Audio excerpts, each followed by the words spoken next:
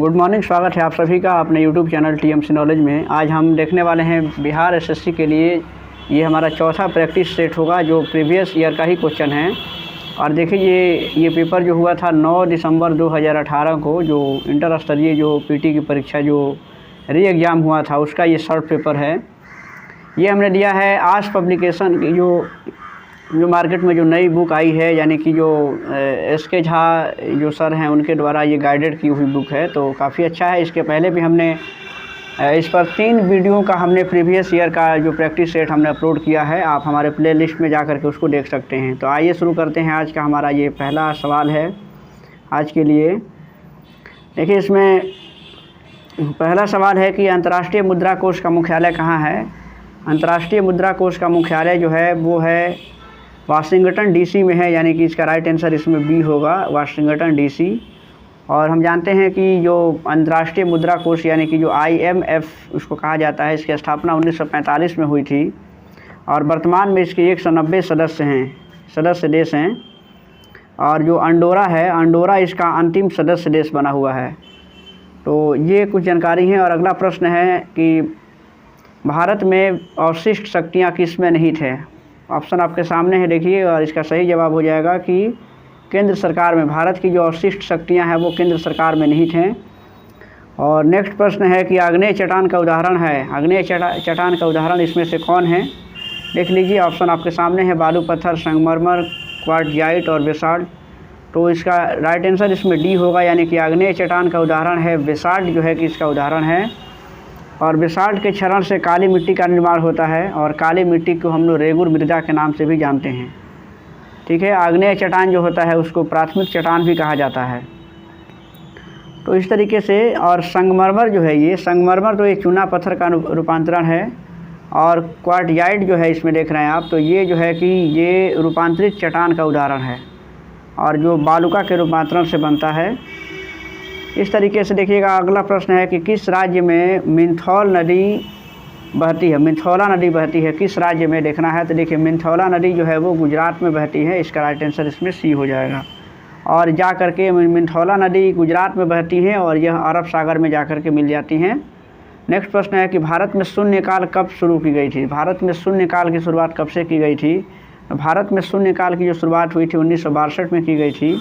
और संसद की कार्रवाई के दौरान जो प्रश्नकाल के तुरंत बाद जो 1 घंटे का समय है, उसको जो समय होता है उसे शून्यकाल कहा जाता है। प्रश्नकाल के तुरंत बाद जो 1 घंटे का जो टाइम होता है उसी को शून्यकाल कहते हैं। और इसकी शुरुआत भारत में 1962 में की गई थी। किस पंचवर्षीय योजना का मुख्य उद्देश्य समानता के साथ वृद्धि एवं न्यायपूर्ण वितरण था। ये देखना है कि कौन सी पंचवर्षीय योजना थी जिसका मुख्य उद्देश्य समानता के साथ वृद्धि एवं न्यायपूर्ण वितरण को करना था। तो इसका राइट आंसर इसमें हो जाएगा डी, यानी कि 9वीं पंचवर्षीय योजना। और ये 1997 से 2002 तक ये चली थी, इसका उद्देश्य था ये। और यह योजना जो है कि अपने लक्ष्य को 6.5 जो था उस प्राप्ति में जो है कि वो सफल नहीं हो सकी थी और उसने जो है कि 5.4% के लक्ष्य प्राप्त किया था।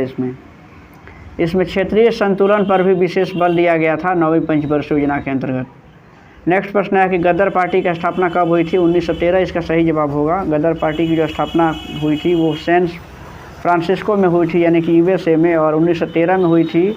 और इसके जो संस्थापक सदस्य थे वो परमानंद, सोहन सिंह भाखना और लाला हरदयाल थे। नेक्स्ट प्रश्न है इसमें कि हूबर बांध किस नदी पर स्थित है। हूबर बांध जो है वो कोलोरेडो नदी पर स्थित है, यानी कि इसका राइट आंसर इसमें डी है। और यह जो है कि इसका निर्माण 1936 में हुआ है, जो कि USA यानी कि अमेरिका में स्थित है ये हूबर बांध। और हूबर नदी जो है वो कैलिफोर्निया की खाड़ी में मिलती हैं।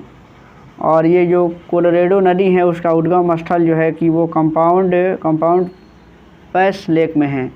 किसे लाल ग्रह कहा जाता है, अगला प्रश्न है। लाल ग्रह के नाम से किसे जाना जाता है। तो देखिए लाल ग्रह जो है कि वो मंगल ग्रह को कहा जाता है, ये सब हम लोग जानते हैं। और नेक्स्ट प्रश्न है कि प्रधानमंत्री की नियुक्ति का प्रावधान संविधान के किस अनुच्छेद के अंतर्गत किया गया है।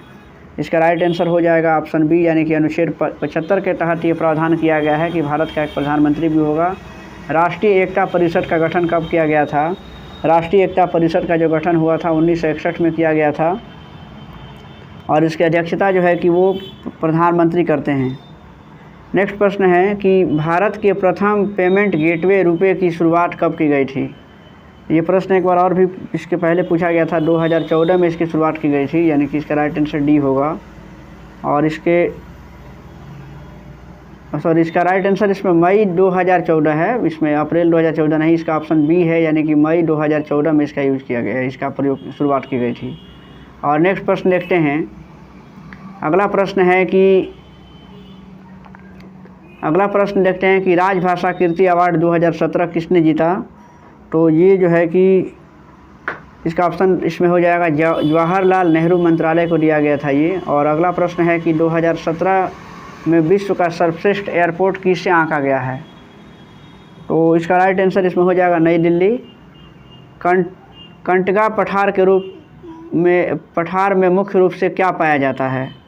इसमें जो है कि देखिए ये हीरा के लिए प्रसिद्ध है, यानी कि इसमें हीरा पाया जाता है। नेक्स्ट प्रश्न है कि किस वर्ष 2016 का APJ अब्दुल कलाम पुरस्कार दिया गया था। किसे वर्ष 2016 का APJ अब्दुल पुरस्कार दिया गया था। तो इसका राइट आंसर हो जाएगा इसमें ऑप्शन डी होगा, यानी कि बी गंथूराम को दिया गया था। और ये नेक्स्ट प्रश्न है कि बिहार में जिलों की संख्या कितनी है। तो 38 इसमें बिहार में जिलों की संख्या कुल जो है कि 38 है, और 9 प्रमंडल बिहार में है। प्रखंडों की संख्या 534 है, और अनुमंडल 101 है। सबसे नया ज़िला जो बिहार में गठित हुआ है उसका नाम है शिवहर, यानी शिवहर सबसे बाद में बनने वाला ज़िला है। नेक्स्ट प्रश्न है कि डॉलेक्स 100 बॉम्बे स्टॉक एक्सचेंज के द्वारा कब शुरू किया गया। इसका राइट आंसर हो जाएगा इसमें ऑप्शन ए, यानी कि 22 मई 2006 को शुरुआत की गई थी इसकी। स्वतंत्र भारत के प्रथम शिक्षा मंत्री कौन थे। मौलाना अबुल कलाम आज़ाद इसका राइट आंसर होगा। और नेक्स्ट प्रश्न है कि पली वैसल हाइड्रो इलेक्ट्रिक प्रोजेक्ट कहाँ पर स्थित है। इसका राइट आंसर इसमें डी होगा, यानी कि ऑप्शन डी केरला में है। और नेक्स्ट प्रश्न है कि लोकतंत्र एवं विकास के लिए पंचायती राज संस्थाओं के पुनर्जीवन पर LM सिंघवी समिति को कब नियुक्त किया गया था। इसका सही जवाब इसमें हो जाएगा ऑप्शन बी, यानी कि 1986 में LM सिंघवी समिति का गठन हुआ था, यानी कि 16 जून 1986।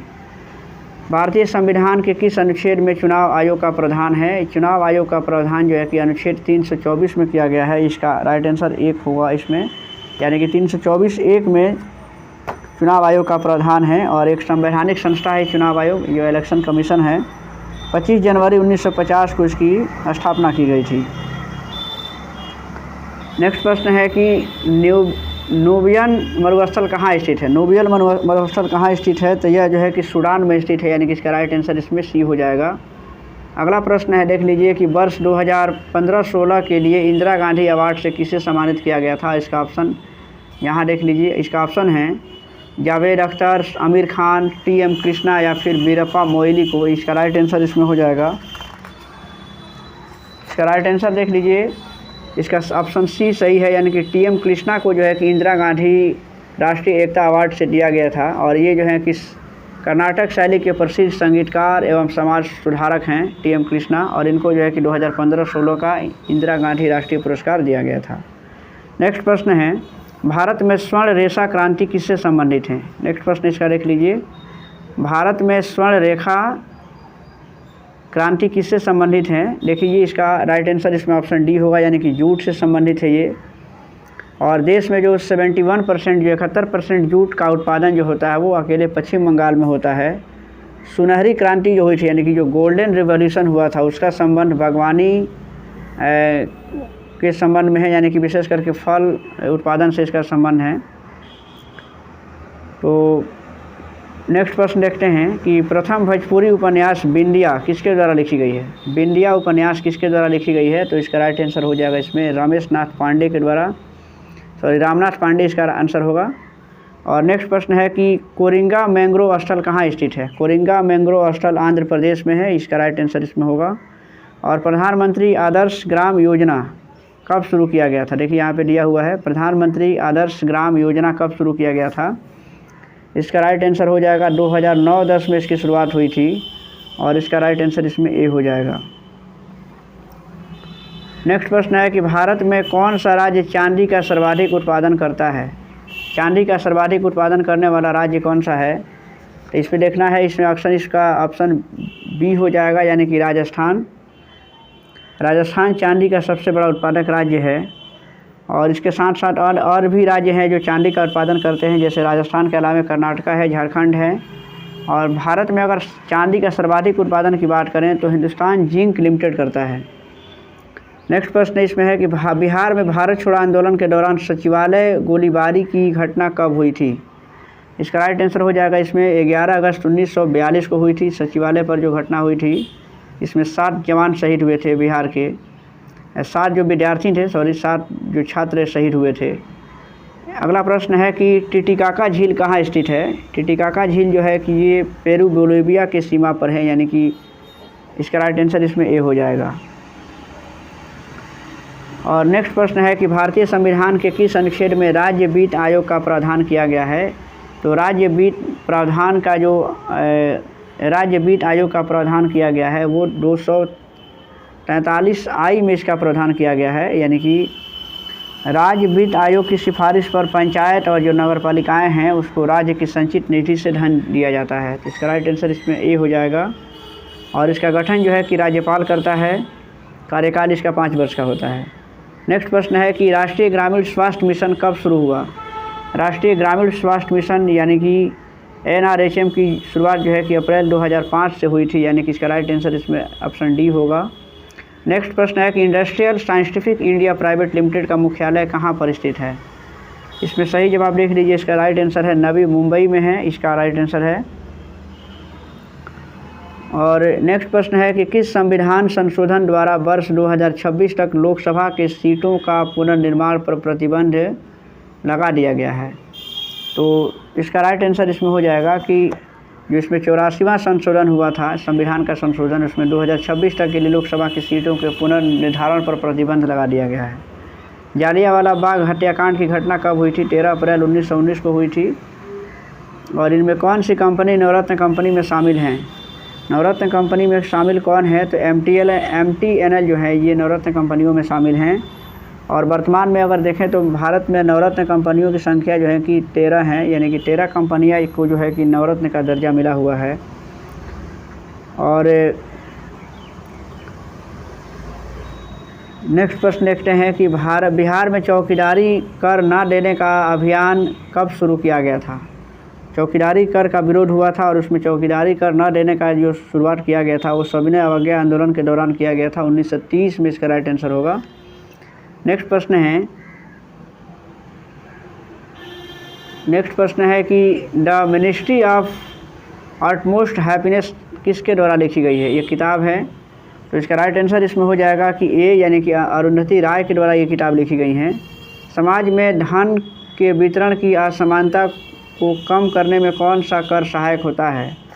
इसका राइट आंसर हो जाएगा इसमें ऑप्शन बी होगा, यानी कि प्रगतिशील जो कर है, यानी कि इसका राइट आंसर बी है। प्रगतिशील कर जो है कि ये समाज में धन के वितरण की असमानता को कम करता है। और प्रगतिशील कर को पहले समझ लीजिए कि प्रगतिशील कर क्या होता है। तो ये उस कर को कहते हैं जिसमें कर की राशि में वृद्धि के साथ कर की दर भी बढ़ जाती है, उससे कहते हैं प्रगतिशील कर। और यह एक प्रकार का प्रत्यक्ष कर है। भारत में 2 प्रकार के कर होते हैं, प्रत्यक्ष और अप्रत्यक्ष कर। नेक्स्ट प्रश्न है कि अखिल भारतीय बैडमिंटन एसोसिएशन का प्रथम लाइफ टाइम अचीवमेंट अवार्ड से किसे सम्मानित किया गया है। इसका राइट आंसर हो जाएगा इसमें प्रकाश पादुकोण। और दीपिका पादुकोण जो है कि इन्हीं की पुत्री हैं, यानी कि दीपिका पादुकोण के पिताजी हैं, यानी कि उनके फादर हैं। नेक्स्ट प्रश्न देखते हैं कि भारतीय स्वतंत्रता संग्राम के समय कांग्रेस का शैशवकाल किस अवधि को कहा जाता है।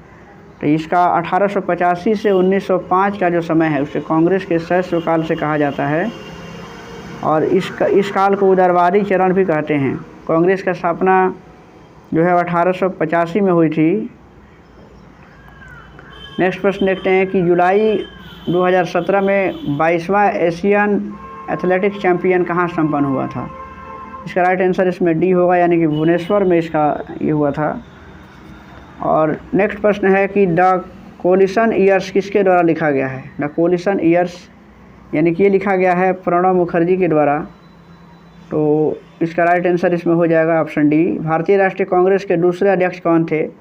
भारतीय राष्ट्रीय कांग्रेस के जो दूसरे अध्यक्ष थे वो दादा भाई नौरोजी थे, और पहले जो इसके अध्यक्ष थे वो WC बनर्जी इसमें राइट आंसर होगा। तो नेक्स्ट प्रश्न है कि भारत में कौन सा राज्य 2015-16 के आम उत्पादन में सर्वोच्च स्थान पर था, यानी कि पहले स्थान पर था? इसका राइट आंसर इसमें डी होगा, यानी कि उत्तर प्रदेश जो है। सूरीनाम की राजधानी कहाँ है? सूरीनाम जो है कि राजधानी कहाँ है? तो इसका राजधानी जो है कि परामरीबो है, यानी कि इसका राइट आंसर इसमें बी है। यक्षगान लोक नृत्य संबंधित है। यक्षगान कहाँ का लोक नृत्य है? तो ये जो है कि कर्नाटका का लोक नृत्य है, यानी कि इसका ऑप्शन इसमें ए हो जाएगा। पुरुष एकल फ्रेंच ओपन टेनिस 2017 का पुरस्कार किसने जीता? इसका राइट आंसर हो जाएगा इसमें कि फ्रेंच ओपन 2017 का पुरुष एकल का खिताब जो है कि राफेल नडाल ने जीता है, यानी कि इसका राइट आंसर इसमें ए होगा। एजेंडा 21 का संबंध किससे है ये बताना है। तो ये जो है कि इसका संबंध रियो डी जेनेरियो जो सम्मेलन हुआ था 1992 में हुआ था, इसका संबंध उससे है।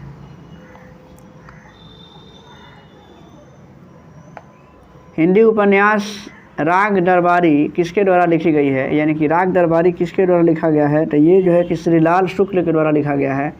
इसका राइट आंसर इसमें सी है।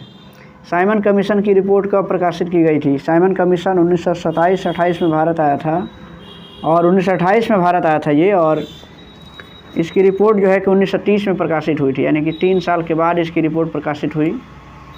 और नेक्स्ट प्रश्न देखते हैं कि बिहार में प्रसिद्ध मंदागिरी पर्वत कहाँ स्थित है? इसका राइट आंसर हो जाएगा ये बांका जिला में स्थित है, यानी कि इसका राइट आंसर इसमें डी होगा। और मंदार पर्वत शिखर पर 2 मंदिर हैं, एक विष्णु भगवान का, एक विष्णु को समर्पित है, और दूसरा जो है कि जैन धर्म का है। और यहीं पर जो है कि प्रतिवर्ष 14 जनवरी से प्रसिद्ध मंदार मेला का आयोजन भी होता है बांका में ही। नेक्स्ट प्रश्न है कि कौन एक व्यावसायिक संगठन है? राइट, इसका अगला प्रश्न है 54वां प्रश्न देख लीजिए। इसका सही जो जवाब होगा वो हो जाएगा एसोचैम, इसका राइट आंसर होगा, यानी कि इसमें एक व्यावसायिक संगठन है और इसकी स्थापना 1920 में हुई थी। ये शॉर्ट फॉर्म है, देख लीजिएगा ASSOCHAM इसको पढ़ते हैं, और इस तरीके से इसकी स्थापना जो है कि 1920 में हुई थी।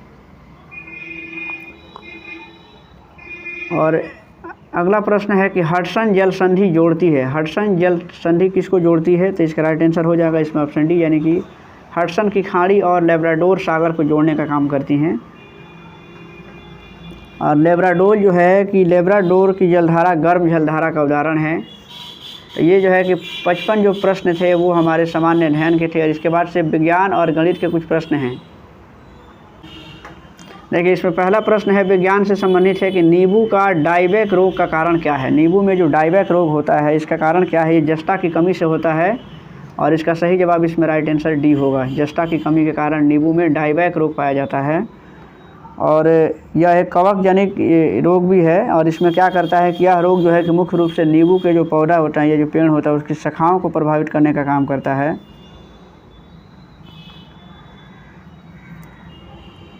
नेक्स्ट प्रश्न है इसमें कि देखिए, अब ये प्रश्न जो है कि मैथ से संबंधित हैं कि, और इसमें हम देखिए इसका प्रश्न देख लीजिए, इसका राइट आंसर हम बता देते हैं। इसमें राइट आंसर इसका 500 होगा, यानी कि आप उसको हल कर सकते हैं। अगला प्रश्न है कि रोहू फिश किसे कहते हैं? रोहू फिश जो है कि किसे कहा जाता है? ये ऑप्शन इसमें डी को कहा जाता है, यानी कि लोबियो रोहिता को कहा जाता है, जिसको रोहू फिश कहते हैं। और यह मछली ताज़े मीठे जल में पाई जाती हैं, और इस मछली के हृदय में 2 कक्ष होते हैं, और जो विटामिन डी से भरपूर होता है। और देखिए, इसमें अगला प्रश्न भी है, ये सब जो है कि मैथ के प्रश्न हैं। एक्स किरण का उदाहरण कौन है? इसमें बताना है एक्स किरण का उदाहरण कौन है। तो देखिए, इसमें एक्स किरण का उदाहरण जो है कि ए, यानी कि विद्युत चुंबकीय तरंग, इसका राइट आंसर होगा। नेक्स्ट प्रश्न देखते हैं। इसमें अगला प्रश्न जो है कि इस विज्ञान से ढूंढते हैं, इसमें मैथ्स और विज्ञान दोनों मिला करके दिया हुआ है। कृत्रिम हीरा किसे कहते हैं? देखिए, 64वां प्रश्न है। तो सिलिकॉन कार्बाइड को जो है कि कृत्रिम हीरा के नाम से जाना जाता है। और नेक्स्ट प्रश्न है इसमें, निश्वसन के दौरान वायु उच्छ्वास में कार्बन डाइऑक्साइड की मात्रा कितनी रहती है या कितनी है? तो इसका राइट आंसर इसमें हो जाएगा ऑप्शन डी, यानी कि 4% पाई जाती हैं। देखिए अगला प्रश्न है कि सिरका को किसकी सहायता से तैयार किया जाता है? 68वां प्रश्न है, सिरका को जो है कि एसिटोबैक्टेरियसिड से इसको जो है कि तैयार किया जाता है। इसका ऑप्शन इसमें सी सही है। और नेक्स्ट प्रश्न है कि जल सहसंयोजक की ज्यामिति का आकार क्या है? जल जो सहसंयोजक बनाता है उसकी ज्यामिति आकार कैसी होती है? तो इसका राइट आंसर इसमें बी होगा, यानी कि टेट्राहेड्रल होती है वो। और अगला प्रश्न है कि मानव कान के लिए कितनी ध्वनि उपयुक्त होती हैं? मानव कान के लिए कितनी ध्वनि जो है कि सही होती हैं? तो इसके लिए 60 डेसिबल जो है, क्योंकि ध्वनि को हम लोग डेसिबल में ही मापते हैं, तो इसमें 60 डेसिबल की जो ध्वनि होती है वो मानव कान के लिए उपयुक्त होती हैं। और मनुष्य, हम लोग ये भी जानते हैं कि मनुष्य 20 हर्ट्ज से लेकर के 20,000 हर्ट्ज तक की ध्वनि को सुन सकता है, और इसको श्रव्य ध्वनि कहते हैं। अब श्रव्य ध्वनि जो होती है उसकी जो आवृत्ति होती है वो 20 हर्ट्ज से कम होती है, और इसको हम लोग नहीं सुन सकते हैं।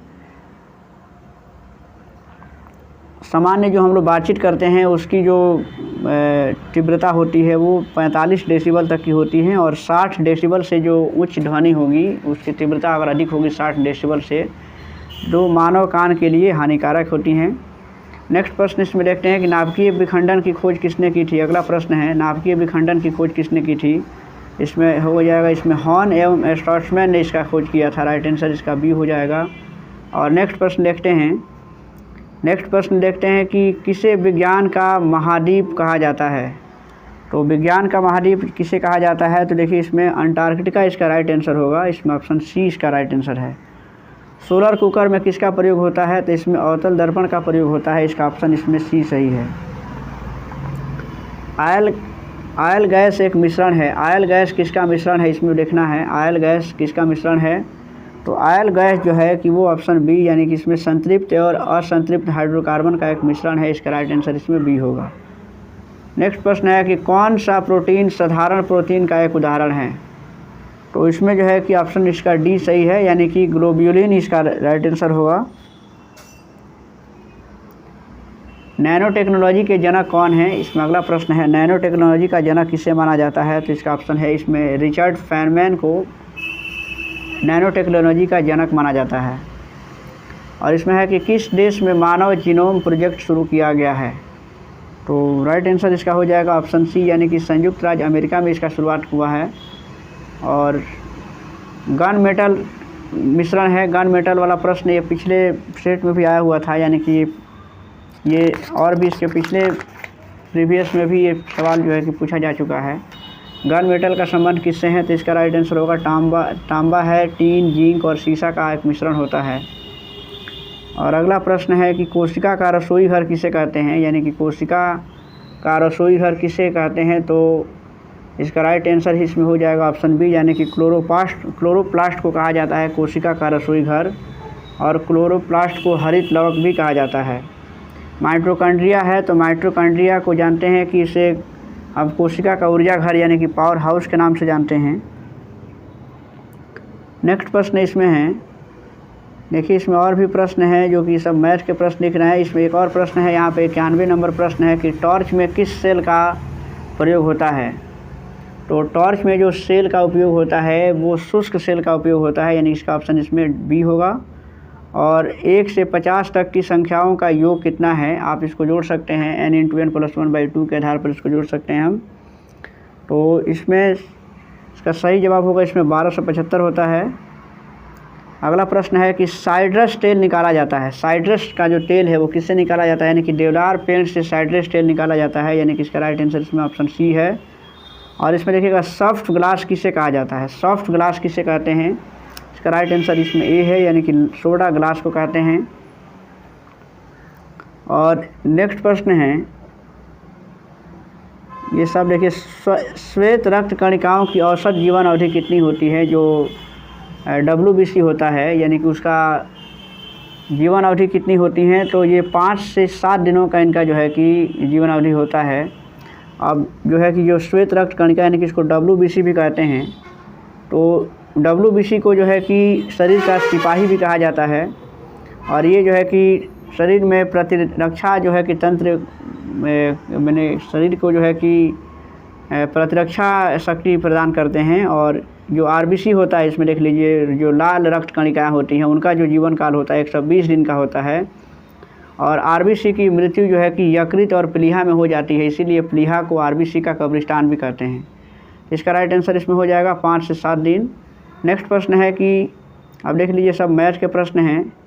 इसके बाद से और भी प्रश्न है, इसमें देख लीजिए एक और 2-3 प्रश्न है कि अच्छी गुणवत्ता का फ्यूज बना होता है। अच्छी गुणवत्ता का फ्यूज किससे बना होता है? तो इसका राइट आंसर इसमें ए होगा, यानी कि तांबा, टीन, सीसा के सम्मिश्रण से बना होता है। और अगला प्रश्न है कि किस तरंग का प्रयोग रक्त विहीन सर्जिकल ऑपरेशन के लिए किया जाता है? तो इसका राइट आंसर इसमें हो जाएगा बी, यानी कि इंफ्रासोनिक तरंगों का इस्तेमाल उसमें होता है। और अगला प्रश्न है कि निम्नलिखित में से कौन सबसे अधिक सक्रिय तत्व है? तो सबसे अधिक जो सक्रिय तत्व इसमें है वो सोडियम है। और नेक्स्ट प्रश्न है इसमें, अगला जो प्रश्न है इसमें, ये सब मैथ के प्रश्न हैं। अब तो यहाँ तक जो है कि विज्ञान और गणित के प्रश्न थे। इसके बाद से जो है कि रीजनिंग के प्रश्न हैं। तो काफ़ी इंपॉर्टेंट प्रश्न हैं। अगर डिस्कशन अच्छा लगा हो, वीडियो अगर अच्छी लगी तो हमारे चैनल को सब्सक्राइब भी कीजिएगा और इसको लाइक और शेयर भी कर दीजिएगा।